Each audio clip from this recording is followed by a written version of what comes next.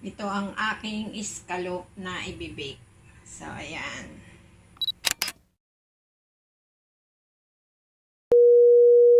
Ayan, ito po yung aking scallop. Ibibake ko siya. Lilinisin ko muna po.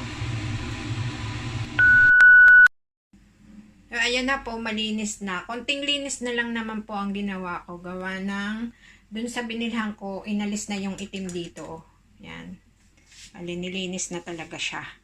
So, ngayon nasa baking tray na siya. Ngayon, lalagyan ko na ng mga ingredients sa ibabaw. Soon after.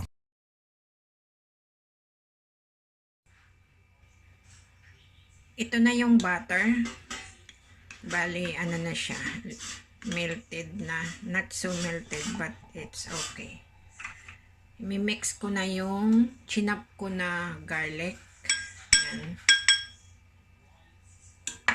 Haluin lang. More melted, i-melt ko pa ito ng konti. Tapos yung parsley na chinap ko na. Yung dahon lang ito.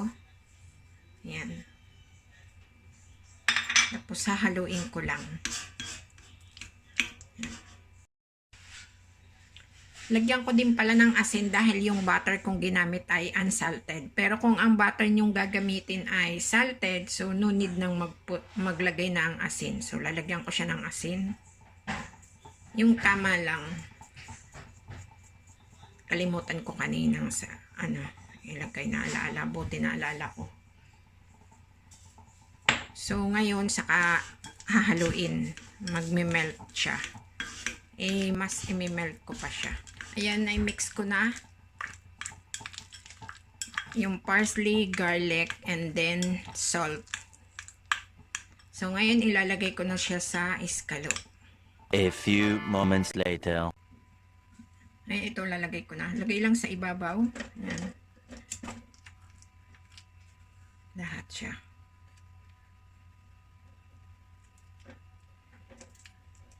Ayan.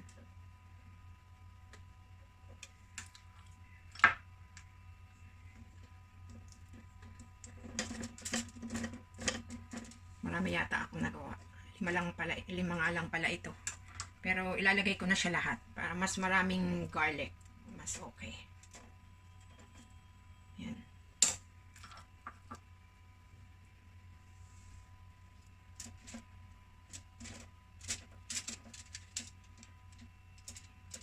Yan. Ayan, nailagay ko na lahat yung butter and garlic. Pinaghalo. Ngayon, lagay ko naman siya ng chili sa gilid. Yan. Bali sa isang scallop, isang chili, hinati ko lang sa dalawa.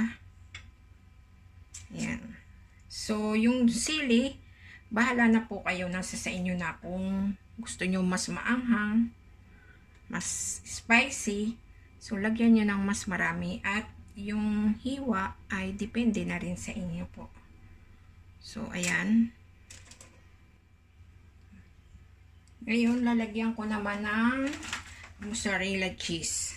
Ayan. So, yung dami ng cheese, depende na rin sa inyo kung marami. Ayan.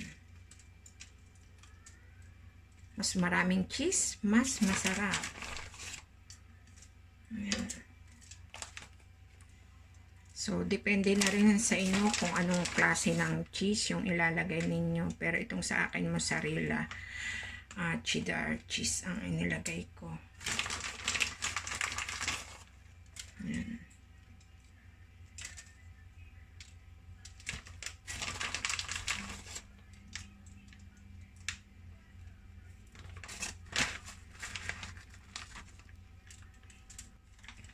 Ngayon, lalagyan ko naman ng konting red pepper or chili pepper yan sa ibabaw. Konti lang. Dahil nga po ito ay bake, so hindi masyadong tatalab yung anghang dun sa chili na inilagay ko. So, yan. Yan naman pong chili pepper na inilagay ko, optional. Pwedeng huwag mo na lagyan. Pwedeng lagyan, pwedeng hindi. Then ito naman po, design lang yan. Dito ko lang inilagay. Hindi naman yan makaka-apekto doon sa dito sa loob dahil dito ko lang inilagay. So ngayon, ibibake ko na po siya.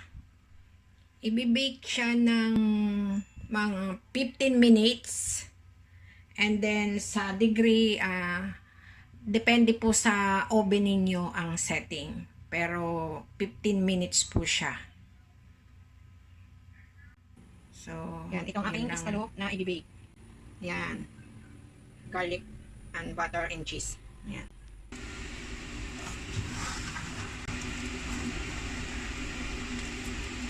After bake, yan na.